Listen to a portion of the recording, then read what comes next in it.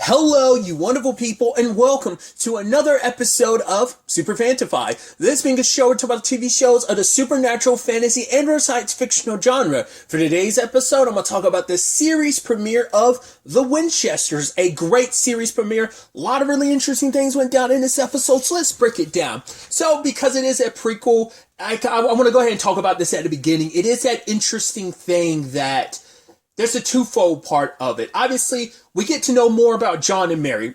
Obviously, we got to spend a lot of time with Mary, season 12 to 14? We got to spend a lot of time with Mary in that regard.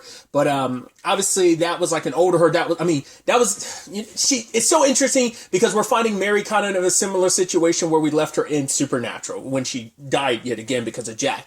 The fact is that she's back. This is her younger, and it's just like kind of getting thrown into the deep end and a lot of stuff. I mean, granted, in this case, she's been trained up in the demon hunting aspect of things ever since she was a kid. So, but it's like kind of thrown in the deep end with this situation she's in this episode, which we'll break down, and then just thinking about it's just that sad thing of knowing where everyone's story is. We know both John and Mary are dead. I mean, if you want to go further down the timeline, I mean, God, we know Dean died. We know Sam eventually died, but I mean, he got to live a good life and stuff like that. But it's also sad, like, Mary and John never even got to meet their grandchildren, you know? I mean, they're together in heaven, so it's like, yeah, it all works out in the end, so it's like, but it's still kind of sad knowing, like, it's that thing of the journey there is bumpy as hell, and there's, like, a lot of death, there's, like, a lot of loss, there's a lot of sadness, but there's a beautiful reunion at the end of it all. It all comes together, that family can be together, all together again, so it's like, you know, so there's that element too. I mean, they even had that goodbye with their dad, like, I want to say it was had to be like season 14. They got to like have a goodbye. Like all of them got to kind of say goodbye to John.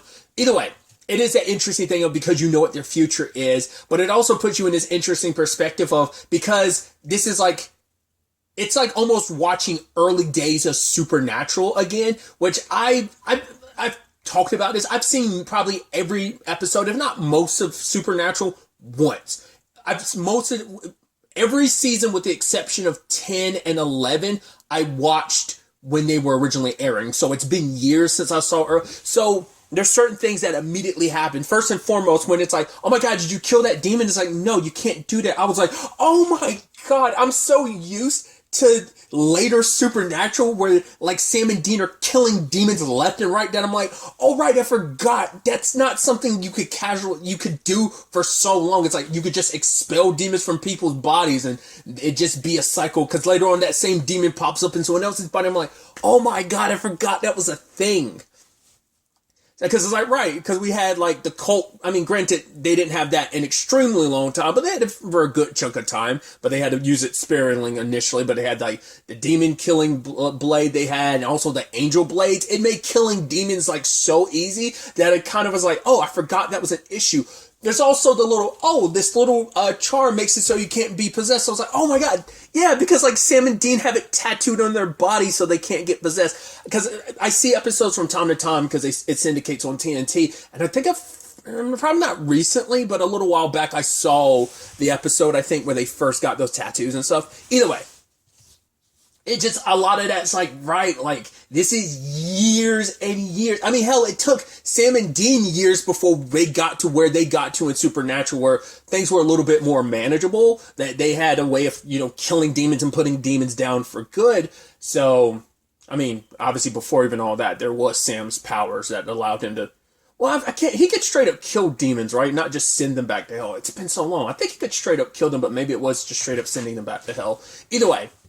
I'm jumping around a lot. I do apologize, but it's just like, it's so weird because like, it makes me nostalgic for something it feels nice to be back in this universe again, you know? I mean, it hasn't been that long since the show ended. The show ended like, last year?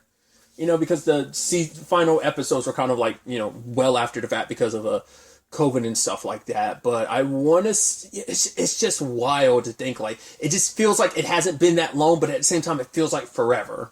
So I think that's so interesting. And also John and Mary, like I said, you get an opportunity to really know them because when we met John, like our only get moments here and there throughout this series to really know, because the series was about Sam and Dean. It wasn't about Mary and John. There were bits and pieces, yes, but so we never really got to know them, especially in their younger days, you know. Like, especially John, because he's jumping into the deep end on this, where it's like, yes, Sam and Dean, they've known this in their entire lives. They grew up like Mary. They've had, like, the demon side of them. I mean, obviously, like, John really pushed him in that direction, because it's like, right, I already lost a woman I love, your mother, to all this, and I'm not going to let you guys be in a situation where you're caught off guard. So he didn't handle things the best, kind of going through that, you know, losing Mary the way he did. But there's that line from Carlos in this episode where it's like, right, the thing worse than kind of a hunter's beginning is their end. It's like, yeah, and that's how so many stories in that world of hunters ends. It's like there's no happy endings at the beginning, and God knows there's probably an even worse ending at the end. Like that's the retirement. Very few people get an actual retirement from this line of work, and you know, it just usually ends with you being dead and going pretty roughly, you know, so I just think it's kind of interesting, like, getting that perspective on things with John kind of jumping into the deep end on this, where it's like, you know, once again, Sam and Dean were born into this. It's been a part of their lives ever since they were kids. So I think that's interesting. So to know, like, you know, that they lean more towards, like, obviously their mom, and obviously they don't find out about their dad's legacy, you know, the men of letters side of things, until like much later in the original series. So maybe that came, because I know there were moments in Supernatural where, like, they did meet a younger version of their mom and dad because of time travel. I think it was specifically Dean. I think it was a point where Dean and Sam weren't together, I want to say. Maybe I'm misremembering, but I definitely remember, like, Dean going back in time and meeting a young, because, like, history kind of changed, but I want to say it was like an angel way of time traveling or something like that. Either way. So like we met like younger versions of their parents, but it was like a one episode thing. You never got to spend a lot of time with. So seeing them kind of in their young age, like figuring things out on their own, especially because Sam and Dean were lucky that they had like a lot of experience kind of thrown their way. Plus they had their dad's experiences, and because they had his journal, and I don't think anything was like written from Mary's perspective. Maybe someone let me know. Once again, it's been ages.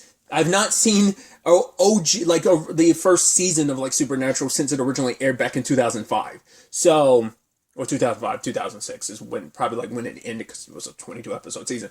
But I don't remember them ever really focusing on Mary's side of things, because it made it seem like, well, I guess because like, well, Mary was gone like during their upbringing, so all they really had was what their dad knew, but everything he knew he learned from Mary. So. And from personal experience, combination of the two. So it puts things in, I guess, like I say, I don't remember. I wonder, is that something they wrote into it later on? Was it always like, oh, Mary was a hunter too? Or is that something they canonically changed as the series went on? Because like, I just don't feel like early days they ever focused on Mary being a hunter. But like I said, maybe it's simply because she wasn't in the picture. She was gone. So maybe that's why they never really leaned to it. Or maybe there was dialogue even back then about it. I just don't remember. Because I always remember focusing on John being the hunter because, you know, he kind of pushed them to do it and stuff. But either way. And also didn't remember John being in the military. Like, the fact is, he came back from Vietnam, and I think that kind of all plays into why he kind of ended up being the father he was. He wasn't like, he was doing the best he could, but he didn't handle things the best way. You know, let's not mince words. And that was also the reason why some people had their reservations about like, oh, I don't know if I want to see a younger John, because they know that John was kind of straight up abusive to his sons. He wasn't the best father sometimes, you know, so that's where it kind of gets a little complicated, you know. I remember that being some reservations people had about a Supernatural prequel revolving around John. Not as much with Mary, but John in particular. And I guess maybe that's why Mary's included too, just to see the beginning of their story and how they met, and, you know, kind of balance it out so that, you know, I mean, we don't know if we're even going to touch on that history of John at that point. But I think seeing that, okay, what he came from, he was in Vietnam, now kind of being thrown into the deep end of this, kind of understand his psyche a little bit of, you know, it's like, you know, and especially like this being the 70s, like you weren't going to get like any mental health treatments then. And it's like he had an outlet for like what he was dealing with, and that was hunting supernatural creatures. But you know, that probably wasn't like, it was a band-aid instead of like actual care. That's how I'm taking it. Maybe I'm like reading too much into it, looking too much into it, and thinking too much about it. But either way, Mary is on the mission to find her father, which is almost obviously so full circle, considering like, right, that was the beginning of Supernatural. Dad's going missing. He went on a hunting trip and he's gone, so we've got to track him down. And it's about Mary and John both trying to find their fathers. I mean, John's dad's been out of his life for what did he say, like for 15 years? And then like his and for Mary, her dad just kept stuff from. But also, it's like, well, we know, spoilers, we know no matter what happens. Once again, that's that complicated thing about prequels. Well, we know what the future holds for Sam. You know, we meet him later on in season 6. So we know, like, obviously, like, nothing's going to happen to him.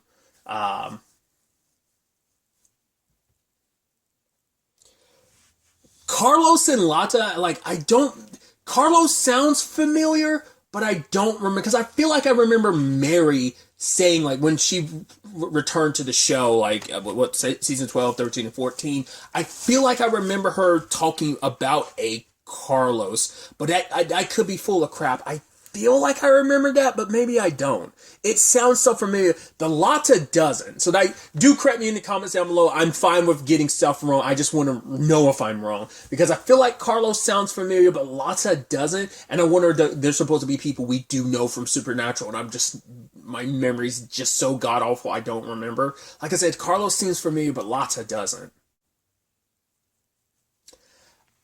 I thought it was so interesting too when they were when they ended up discovering, like, you know, he was following the letter from his dad. Is like, right, if you're finding this, I'm most likely dead. And his dad is pointing him towards the men of letters. And that's where Mary finds what she's looking for. But it's like, hey, maybe you don't want to get involved in this. Like, this is just go back to your life, leave the past behind, which John's mom was telling him to do exact same thing, which his mom is, God, I'm going to butcher her last name. It's like Bianca something. She was in Legacy, so that's an interesting like CW connection in that regard. But I was like, oh, I was so surprised she was playing John's mom.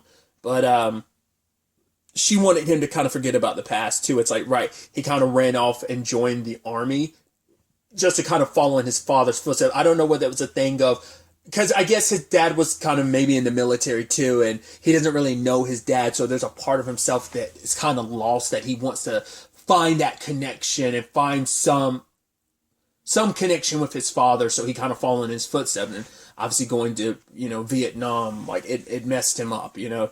He's got ghosts haunting him. He even asked later on, like, oh, I think I'm being haunted, which Mary gives him the meter to be like, nope, you're not being haunted. So it's all in his head, which honestly, it's hard to say whether that's better or worse. It's like, obviously we know how terrible haunting situation can go, but when it's your own mind haunting you, making you see stuff, you know, I don't know which one is worse, you know. I guess it's like, at the very least, if you're being haunted by an actual ghost, it's something you can do about it. All being inside your head, that's some shit you gotta, like, dig deep and figure out, you know.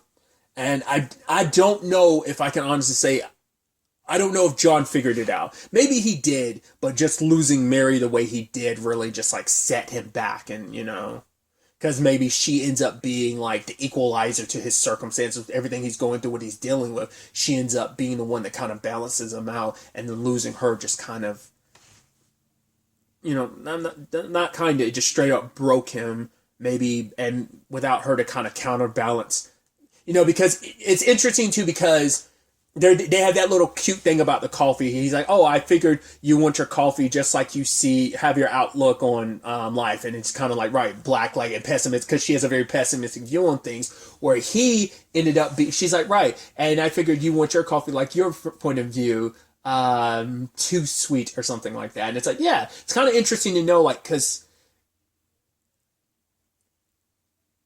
it feels like as he got older, circumstances being what they are, they made, like, John became more jaded. So they see him kind of hopeful and so doe-eyed. It's kind of an interesting thing. Once again, I think they balanced each other out, and just without Mary around, he sank into that darkness, and that's all he could see. He was probably trying to pull himself out, but he had to do that while taking care of their 2 kids. So I'm also surprised the signature card didn't come into play yet, but I'm like, no, that's probably going to be much, much later down the road before we even get to that. But that's going to be quite interesting when we do. You'd also assume we'd run into, like, a young Bobby at some point in time, dude. It's just a question of, like, is that going to be saved for much later, or are we going to get to that sooner than we think? I don't know. But as I brought him up earlier, we had Carlos and Lata. But, well, Lata is kind of, she's the research person, so she's almost kind of a little bit of the Sam in this regard. And she hasn't really been out in the field too much. Apparently, like, last time, like, some rats were involved, she kind of fainted. And then Carlos, he was kind of like, oh, I guess he's a little bit Deanish himself, where it's just kind of like, oh, I'm busy kind of like hooking up and getting laid type of situation. So, and he didn't have Mary's back when he was supposed to, which complicating things of like, oh yeah, apparently he's had a crush on Mary, and maybe there was something there, or maybe it's always just been a friendship thing and he likes her and it just was never always reciprocated, type of thing. So I also appreciate that this show does still, like, obviously have, like, the quirkiness of Supernatural. Like, when Mary was fighting that demon and John was helping out and he was failing at every point, she's just like, stop helping, so I do love that there is that supernatural quirkiness to it. And once again, just because we never got to see these, like, quirky sides of Mary and John, or especially together, it's kind of a nice situation to see that side of them like that. Especially, once again, they're so young, and them kind of like looking at each other a certain way. It's like, oh, you see the beginning of their stories. I doubt it's going to be a straight line of like, oh, like, obviously we know where they're going to end up. That it's going to be a clear-cut thing there. And there's probably going to be some bumpy roads along this romantic journey of theirs. Like, and what their love life situation ends up being probably won't be straightforward. I'm sure there's going to be some twists and turns, some little few curves and fastballs, essentially. It was also interesting, too, hearing Mary say, like, because she would say, because John was like, oh, what if there's, like, some paranormal Freemasons or something like that? And Mary's like, no, there's no such thing. And you're like, oh, well, I guess it makes sense. But Men of Letters were basically a secret society. So, of course, like, your average hunter probably wouldn't know that they existed. So it's not that out of nowhere, that unbelievable that Mary wouldn't know. Because obviously there's supernaturals that she won't meet in her lifetime that Sam and Dean eventually do, because their world opens up. Because I'm like, I would be fairly positive we wouldn't see any things like angels and stuff like that. Just because, like, I would assume, like, season 4 is the first time they've been on. That was the first situation that called for them to be on Earth. I mean, maybe. Because I think Mary didn't say. I mean, there's always a possibility they could pop in early on. It just might be that thing of, oh, they meet someone and they're like, oh, they don't realize that person's an angel and they never find out. But maybe the audience see, like, oh my God, this person's an angel. But like Mary and John just never realize it or something. It could be easily done like that. So they could be sprinkled in here, and it just wouldn't be to the point that Mary and John would notice, or be aware of, rather.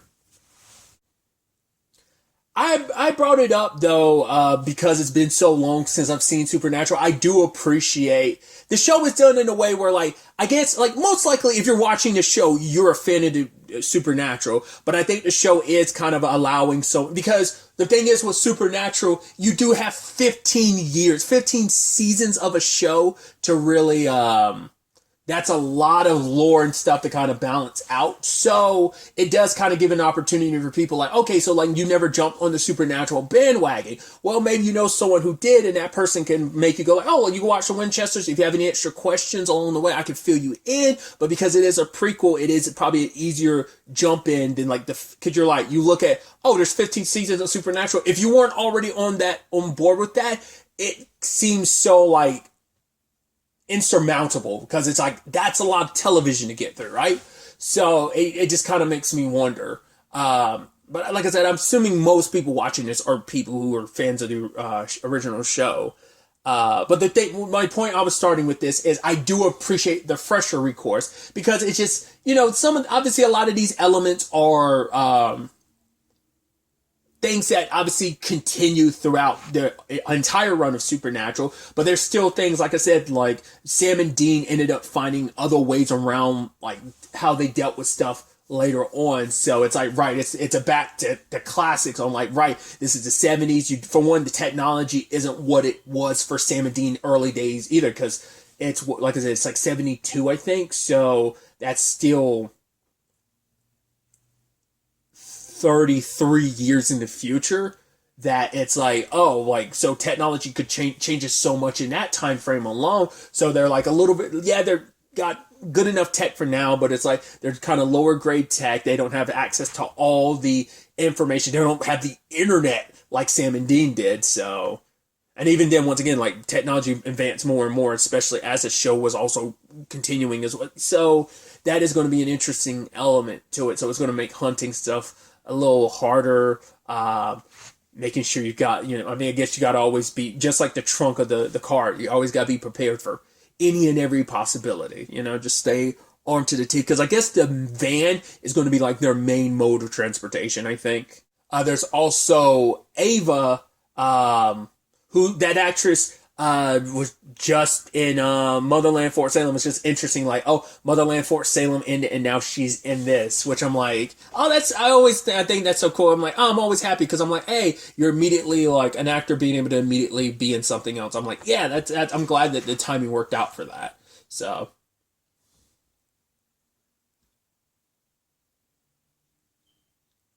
it's also interesting too, just CW wise, because the actress who played Jennifer on Black Lightning, uh, was played her daughter on House of Pain back in the day. So it's just kind of interesting. Like, I'm reading too much into it, but it's like, same network and stuff. It's reading, like I said, reading too much into it, but just thought it's kind of an interesting thought that kind of crossed my mind. I had brought up, like, wasn't that knife that could kill demons, wasn't that just called the demon knife? I don't remember what it was actually called. There's that, like I said, the Colt. There's also the angel blades. I was like, how are you going to deal with demons? Because you can't, like, straight up kill them. And it's like, oh, there's a box in this episode that's like, oh, it kills supernatural creatures. It captures them and then it kills them. I'm like, okay, that could be your MacGuffin. Well, it's kind of the MacGuffin of the season, but it's about using on very specific creatures, which we'll get to in a second. Obviously, they wouldn't know, but we as the audience know that Sam went looking for that box. Well, they know that, but we saw Sam get attacked by the guardian creature at the beginning of the episode, so I guess he was never able to get the box. I mean, because he was also on his own, but luckily they were able to. And I did love, like, the moment they introduced the fact is that, which is kind of like a heartbreaking reason why he's got silver in his arm, the whole thing about the guy that John was nearby when the guy exploded, and basically a piece of his cross necklace went into John's arm. And the moment it's like, oh, I got some silver in my arm, I'm like, that's going to come in handy later, because you knew, like, oh, he's going to have to pull the silver out at some point in time and use it to his advantage, because there are a handful of monsters that are weak to silver. I think werewolves are. That's across most things, so I'm assuming, but I know, like, shifters are as well. They're weak to silver, so.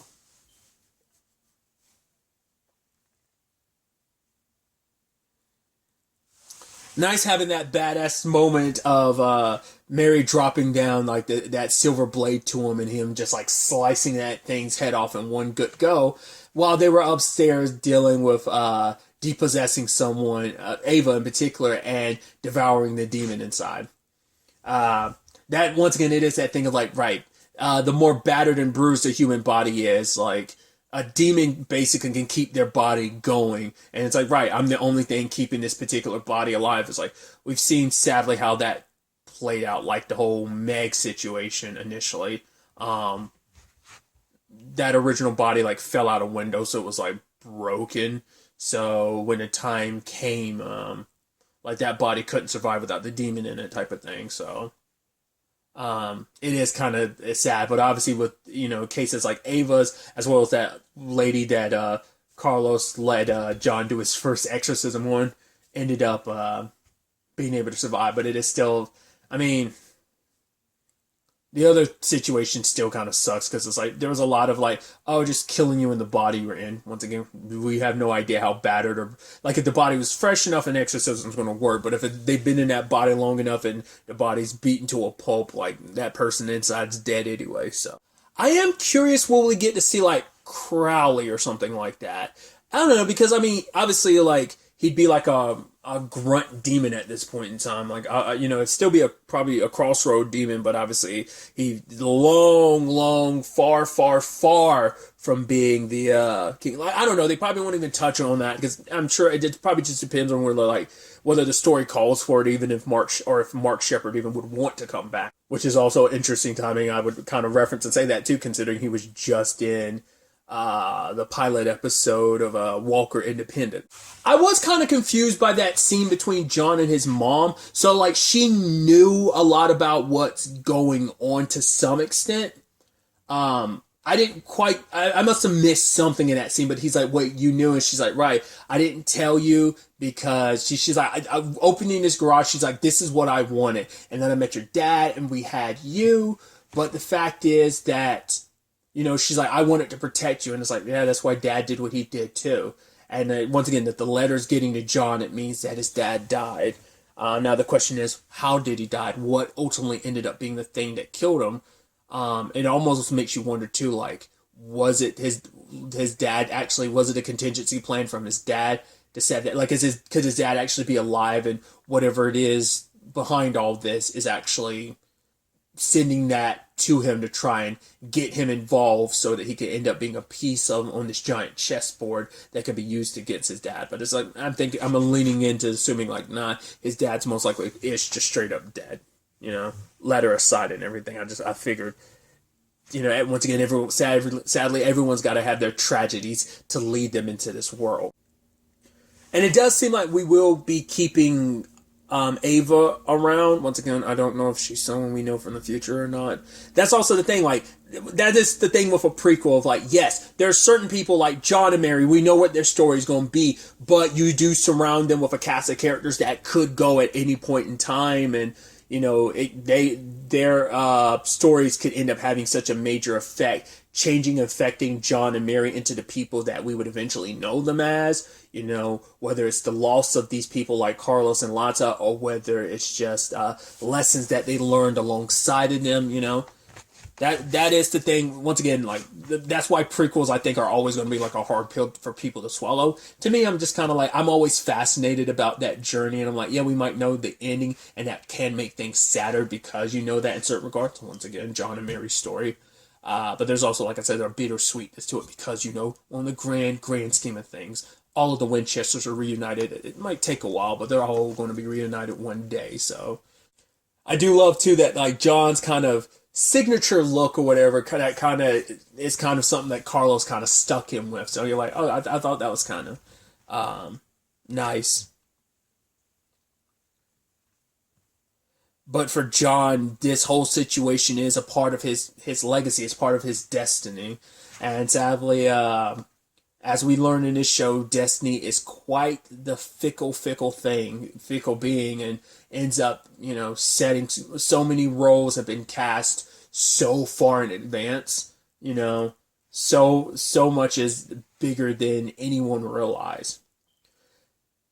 Ava brings up something interesting, like, right, his dad, specifically, well, I was saying, like, so earlier, like, definitively, like, oh, his dad is dead. I was like, because I was thinking about this during the episode, but I forgot to bring it up earlier. I was like, right, Sam and Dean did meet their grandfather, John's dad, because it was I don't remember the whole circumstance, but it was like a timey-wimey thing of, like, he got teleported present day, or did they go back and... No, they went back in time. I don't remember now. But I distinctly remember there was like an entire episode dedicated to meeting on an adventure with their grandfather. Because, like, oh God, I'm once again blanking on so many details. I remember there was a main antagonist that was related to the that were related to the Men of Letters. I forgot her whole deal, who she was exactly. If I remember correctly, she got her head lopped off. Was because I think she was the main antagonist of season 9. She's the one that Dean used Kane's blade on. And is she part of, because like the box they've got is to kill a very specific creature that's like, yo, it comes from a different world, it wants to take over our world, it wants to kill every human and every supernatural because it just wants to rule this world. Is that any relation to her? Like, let me know in the comments, because I forgot the name they used in this episode, and I'm trying to remember if this, because I was like, I distinctly remember her dying because she got, like, I want to say Dean lopped her head off, and it was like, right, but that's where, like, the Kane's blade came into place, along with like the mark of Kane, because that's the only way that weapon would work, because it needs Kane's sigil to go along with his mark to go along with it. So I don't know if there's any correlation between who I'm thinking of and what is essentially like the main antagonist and the reason why. Because I remember she was tied to the Men of Letters, and it's like, oh yeah, the Men of Letters disappeared 15 years ago, and we don't know why. So, and it's like, oh, and Ava was like, yeah, all the Men of Letters I know are gone, which is like interesting because we as the audience know, what, because Sam Dean meet them, there is the Men of Letters on the, European side of things, which I am kind of interested to think about. The fact is that never circled back around. To be fair, they weren't on the best of terms with like the British Men of Letters and stuff like that. Things that work out and things weren't so copacetic. So they just pretty much kind of kept to their own, like kept to themselves by the end. So.